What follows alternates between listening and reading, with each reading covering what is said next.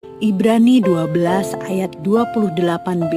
Marilah kita mengucap syukur dan beribadah kepada Allah menurut cara yang berkenan kepadanya dengan hormat dan takut. Seorang murid yang tidak memiliki semangat belajar biasanya hanya datang ke sekolah sekedar memenuhi kewajiban.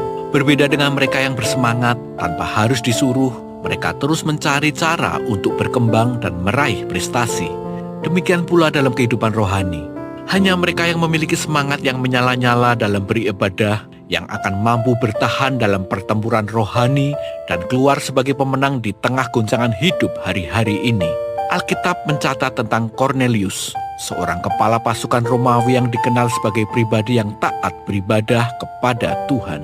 Sebagai perwira kekaisaran, ia menghadapi resiko besar karena tuntutan untuk menyembah kaisar. Namun, Cornelius memilih untuk tetap setia kepada Allah yang hidup.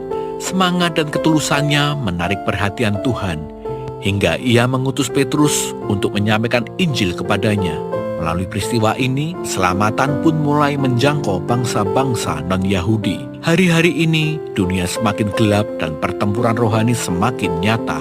Hanya dalam hadirat Tuhan, kita menemukan perlindungan, kekuatan, dan kemenangan sejati. Karena itu, marilah kita membangun kehidupan ibadah yang bukan sekedar rutinitas, melainkan dipenuhi dengan semangat yang berkobar untuk memuliakan Tuhan. Mereka yang berani menyala-nyala bagi Tuhanlah yang akan bertahan dan menang dalam pertempuran ini.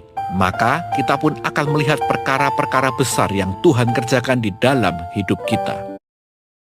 Saudara-saudara, dalam kemanusiaan, hampir semua orang yang kita dekati, kita kenal, adalah mereka yang menyatakan diri beribadah kepada Allah, mempunyai agama dan selalu melakukan atau melaksanakan rutinitas ibadah setiap hari.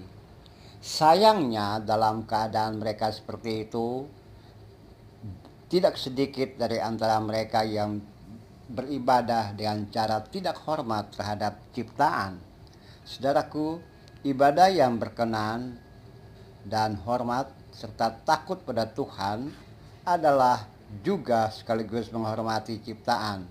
Menghormati dengan cara tidak intoleran, mengasihi, menolong, dan tidak membenci satu sama lain.